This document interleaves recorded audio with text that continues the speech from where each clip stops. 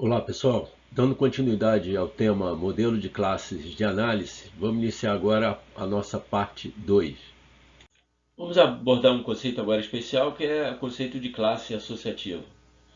É a classe que está ligada a uma associação, em vez de estar ligada a outra classe. Então nós temos aqui uma associação entre duas classes, com uma conectividade qualquer, e essa classe associativa, ela se associa a uma associação e não a outra classe. Então, como nós vamos ver agora. Então, normalmente é necessário quando duas ou mais classes estão associadas e é necessário manter informações desta associação. Isso lembra muito o conceito de atributo de relacionamento no banco de dados. Quando nós temos um relacionamento, nós precisamos de um determinado atributo no relacionamento. Então, a forma de representar no banco de dados é essa. Então, na modelagem de classe, isso requer a criação de uma classe associativa. Uma classe associativa pode estar ligada a associações de qualquer tipo de conectividade. A mais usual é estar ligada à conectividade muitos para muitos.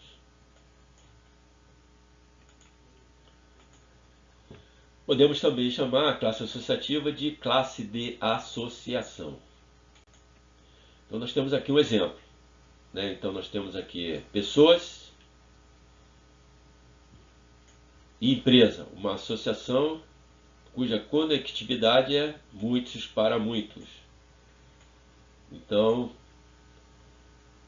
vamos ver aqui que um objeto pessoa é empregado em várias empresas. Por sua vez, uma empresa emprega várias pessoas.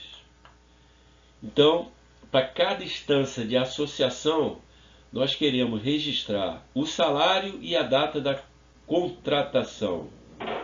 Então, neste caso, nós criamos a classe associativa denominada emprego. Então, toda instância de emprego, ela vai ter um objeto da classe pessoa, um objeto da classe empresa e os atributos salário e data da contratação, caracterizando então o conceito aí de classe associativa. Um outro exemplo aqui que nós temos, Então, um fornecedor, ele fornece um ou vários produtos. Por sua vez, um produto, ele é fornecido por um ou vários fornecedores. Para cada produto fornecido por um fornecedor, eu preciso saber a quantidade de produtos fornecidos. Então nós temos aqui uma classe associativa. A cada instância de fornecimento, nós vamos ter uma instância de um objeto fornecedor, um objeto produto e a quantidade de produtos num determinado fornecimento. Então isso justamente o conceito de classe associativa. Ainda no contexto aí do conceito de classe associativa, que é um conceito importante na modelagem orientada a objeto, nós temos aqui então que o médico, ele atende um ou vários pacientes. Por sua vez, um paciente, ele é atendido por um ou vários médicos. Então o que nós precisamos registrar aqui? É quando ocorre essa associação. E nós vamos denominar essa classe associativa, denominá-la de consulta, toda vez que ocorre o relacionamento ou associação de uma instância de médico com paciente, nós vamos registrar a data e o diagnóstico desta consulta. Ou seja, uma consulta ela tem obrigatoriamente uma instância de médico, uma instância de um objeto paciente, a data e o diagnóstico de uma determinada instância de consulta. A partir dessa classe associativa, nós podemos também associá-la a uma outra classe. Então vamos imaginar que uma consulta, ela solicita 0 ou vários exames. Por sua vez, um exame ele pode ser solicitado por 0 ou várias consultas. Então nós temos aqui um exemplo, né, de uma associação a partir de uma classe associativa. Vamos ver aqui um dos pilares, né, um conceito pilar da modelagem orientada a objeto, que é a herança. Então, generalização e especialização é a abstração que permite compartilhar semelhanças, preservando diferenças. Então, nós temos aqui, no nível de generalização, no caso aqui, nós temos pessoas e nós temos duas instâncias de especialização. Então, nós temos aqui pessoas atletas, por exemplo, de corrida, e nós temos pessoas atletas de futebol. É justamente desse compartilhamento que nós vamos tratar nos próximos slides. Então vamos ver aqui um exemplo, né, de herança. É um relacionamento entre um elemento mais geral, superclasse, que é superclasse que nós temos é superclasse funcionário, e um elemento mais específico ou elementos, né, que nós denominamos de subclasse. Então, no caso aqui nós temos subclasse engenheiro e o subclasse motorista. Indica que a superclasse ela tem atributos, operações e associações comuns. Então, todos esses atributos comuns eles vão estar no nível de generalização, que são compartilhados por todas as subclasses derivadas. Então, no caso aqui, nós temos duas superclasses, que é engenheiro e motorista, que compartilham aquelas informações, ou seja, aqueles atributos, operações e associações comuns. Um objeto de uma subclasse é um tipo de objeto da superclasse. Ou seja, na verdade, nós temos aqui dois grandes conjuntos.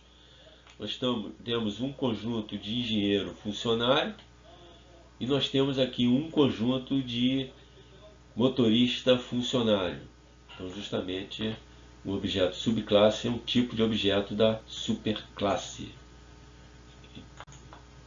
Ainda no conceito de herança, né, é um mecanismo para modelar similaridades entre classes, representando as abstrações, generalização e especialização. A herança possibilita reuso de especificação. Então nós temos aqui uma superclasse, onde as subclasses vão reutilizar atributos, operações e relacionamentos da superclasse. Então isso é um conceito muito forte. Então nós temos aqui uma superclasse com duas subclasses.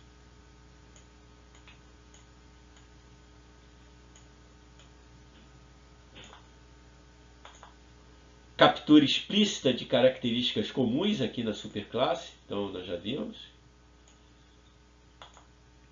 Facilidade de manutenção, se eu tenho uma terceira subclasse a ser inserida no modelo, então todas aquelas definições comuns elas são reutilizadas. Então, ou seja, eu estou fazendo uma manutenção no meu modelo, essa manutenção é otimizada, ou então eu faço uma manutenção numa superclasse, de imediato essa manutenção já reflete, já se propaga para as subclasses.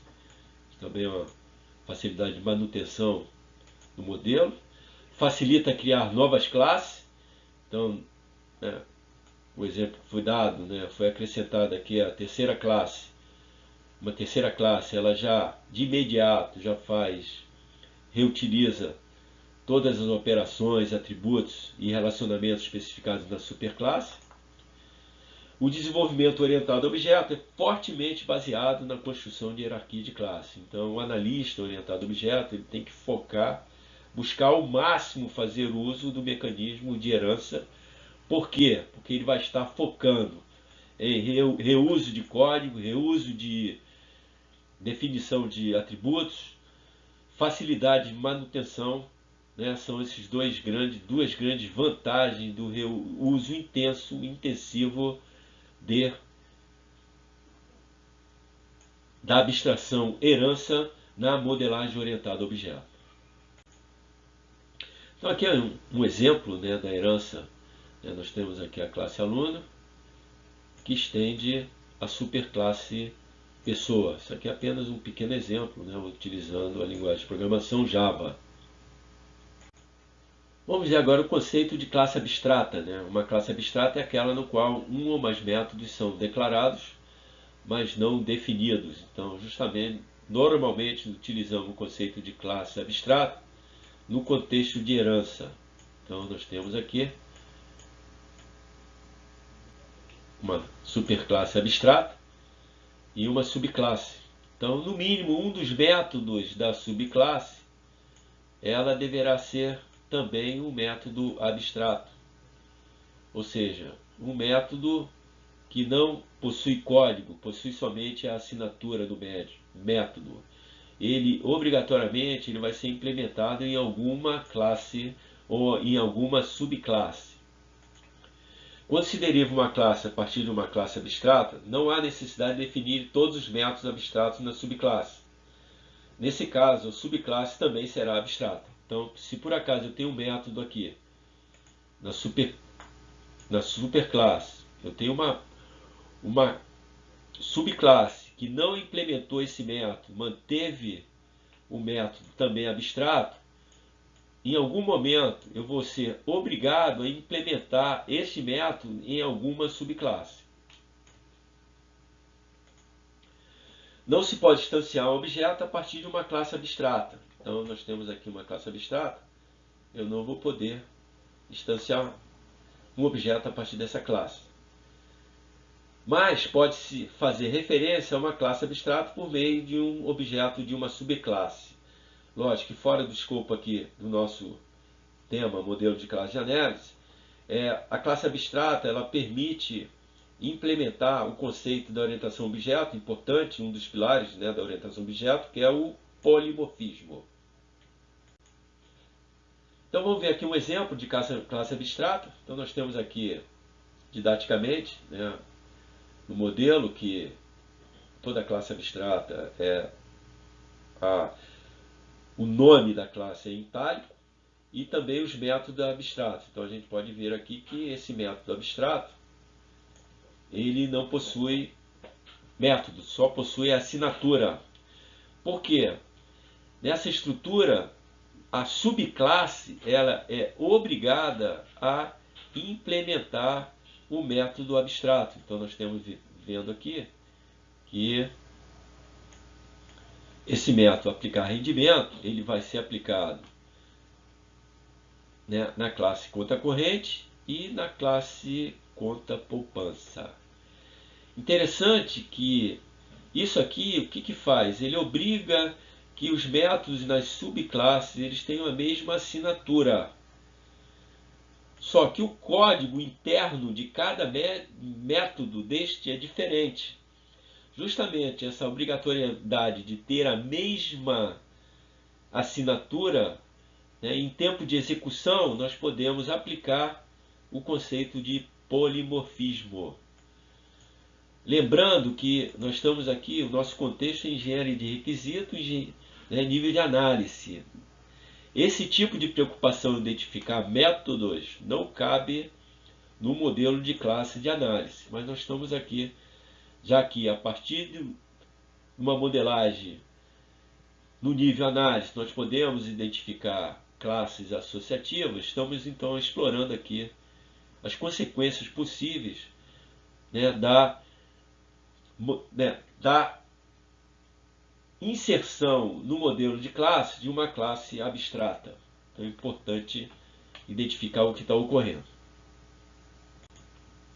Então nós temos aqui um exemplo em Java, né, da criação de uma classe abstrata denominada pessoa. E nós temos um método abstrato. Então esse método aqui, ele obrigatoriamente ele será implementado em alguma subclasse. Interface. Interface é essencialmente uma coleção de atributos e métodos abstratos que podem ser implementados numa classe.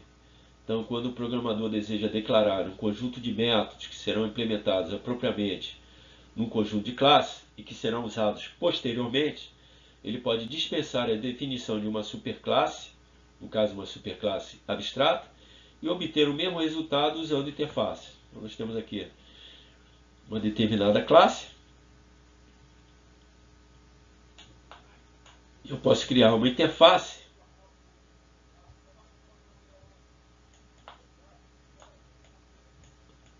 essa interface,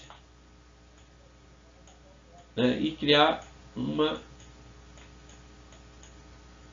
associação aqui entre esses dois conceitos. Então, nesse caso aqui, uma classe vai implementar a interface. Então, uma interface ela pode ter atributos.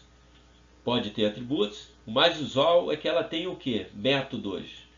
E esses métodos, eles não possuem implementação, ou seja, é como se fosse um método abstrato. Aqui na interface existem somente as assinaturas dos métodos. E as classes que implementam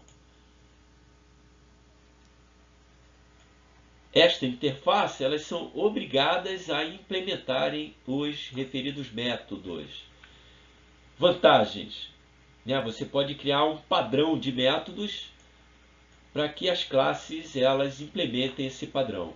Então, esse é uma das fortes motivos de utilização aí da interface. Você também pode criar uma interface para limitar o acesso a uma determinada classe. Então, se eu tenho aqui uma determinada classe com vários métodos, eu posso criar uma interface que restrinja o acesso aos métodos daquela classe, por um motivo de projeto qualquer.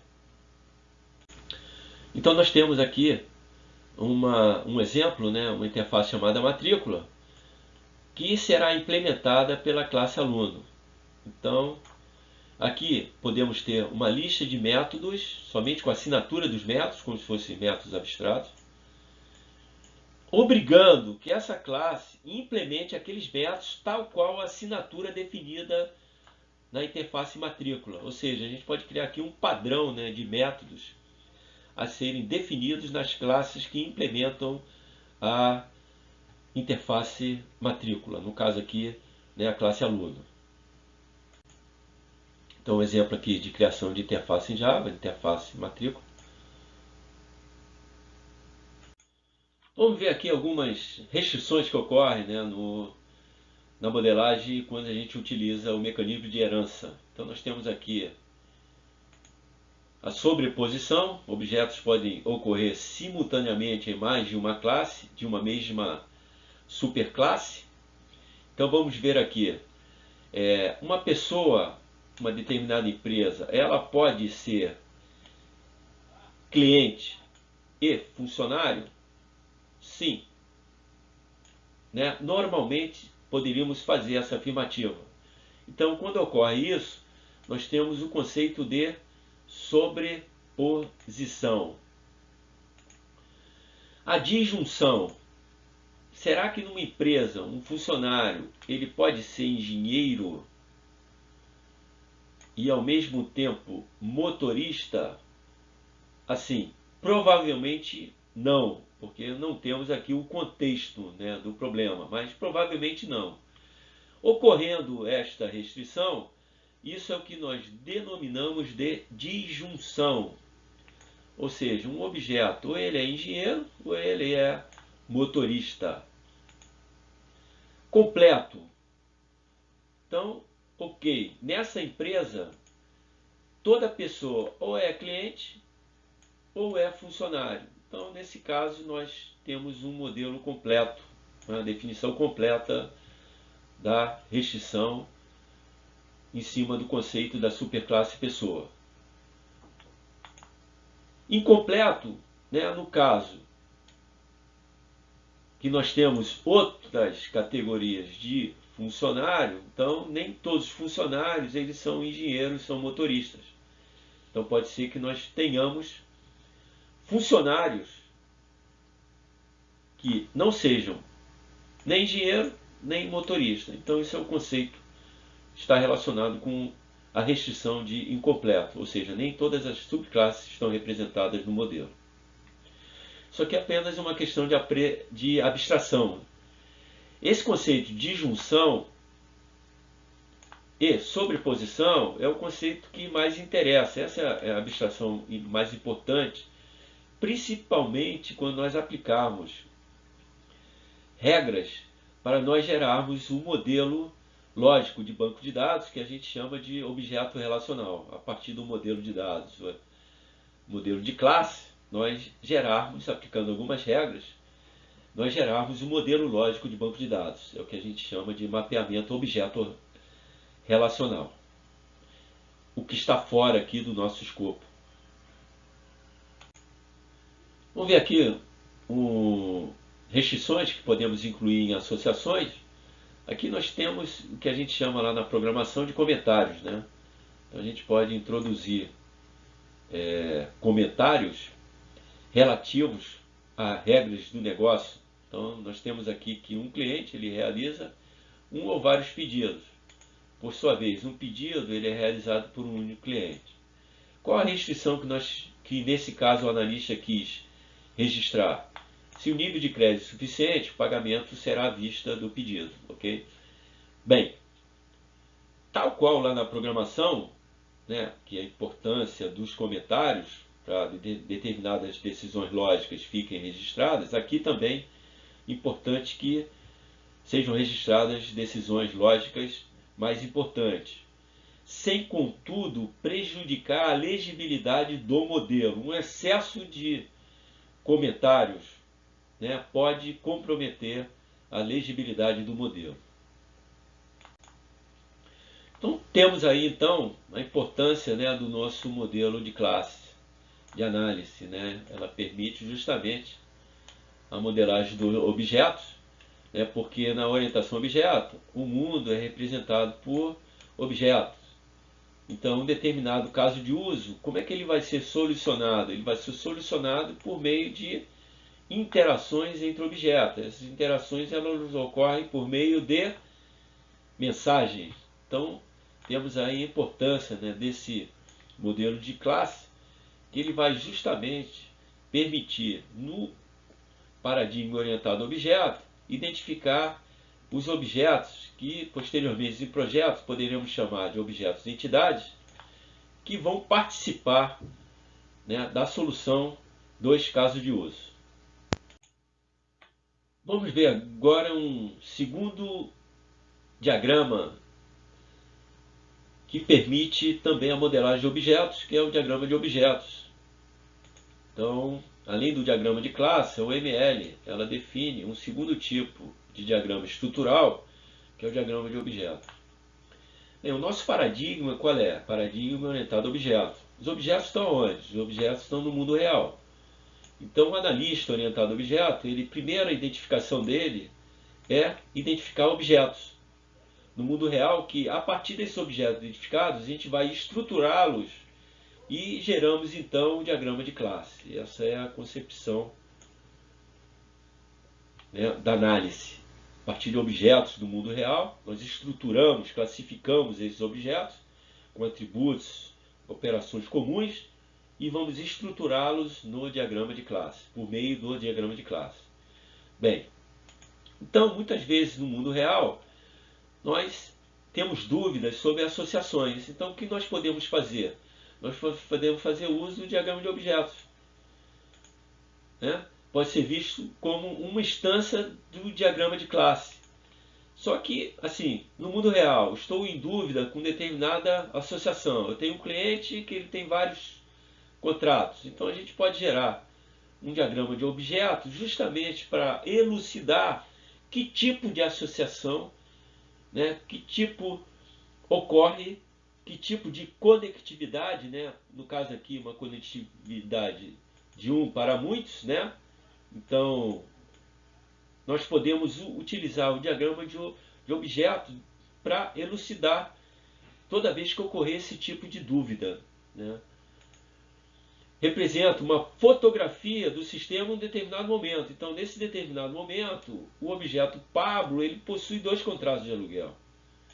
Ou seja, isso aqui está me fazendo levar que a conectividade entre as classes cliente e a classe contrato é uma conectividade do tipo 1 para muitos.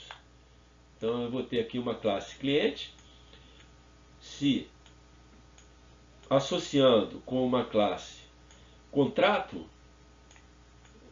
Então, nesse caso, o que vai acontecer? Eu tenho aqui a conectividade 1 para muitos. Por quê? O modelo de objetos, desenhado a partir do mundo real, das associações entre objetos do mundo real, me leva justamente a esse entendimento, e isso pode ser representado no modelo de classes. Então, exibe as ligações formadas entre objetos. Então, nós temos aqui as ligações formadas entre objetos. Então, nós temos aqui um segundo exemplo, né, de diagrama de objetos, que justamente como foi falado anteriormente, isso aqui é como se fosse uma fotografia instantânea em um determinado momento que mostra os estados aí dos objetos. Então, o pedido, ele gera vários itens de pedido, item de pedido se relaciona com produtos. Então, nós temos, então, a partir do entendimento do mundo real desses objetos, a partir do desenho do diagrama de objetos, que a gente pode até destacar que o diagrama de objetos é um diagrama auxiliar para determinadas ocasiões, onde o relacionamento entre objetos ele é muito complexo. E a partir desse desenho a gente pode gerar o quê? A nossa modelagem de classe de análise. Então aqui a gente teria aqui um pedido. Um pedido ele vai gerar vários itens de pedido. Então nós temos aqui vários itens de pedido, né? Então aqui nós temos uma multiplicidade de vários itens de pedido. Um item de pedido se relaciona com um único pedido. E esses itens de pedido, eles vão compor, vão se relacionar ou se associar com produtos. Então está caracterizado aqui o que? Cada item de pedido, ele tem o que? Somente um produto. Então a gente pode ver aqui por meio dessa ligação. E provavelmente um produto ele pode estar relacionado a 0 ou vários itens de pedido. Então, eu acho que destaca aqui a grande aplicação do diagrama de objetos como um diagrama assim auxiliar no entendimento de associações de objetos no mundo real que permitam justamente gerar a estrutura que representa aquelas associações. Estrutura essa que é justamente o que? O nosso diagrama de classes. Bem, com isso nós apresentamos aqui os principais conceitos que permite a modelagem de classe, ou seja, a geração do diagrama de classe. A próxima etapa qual é? Bem, lembrando que nós estamos enquadrados no processo de desenvolvimento de software, PDS, a etapa após análise é a etapa denominada de projeto. Então está fora do escopo nós, né? Mas apenas destacamos que nessa etapa de projeto, o mesmo modelo de classe, ele continua a sofrer sucessivos incrementos de acordo com os diagramas gerados na etapa de projeto.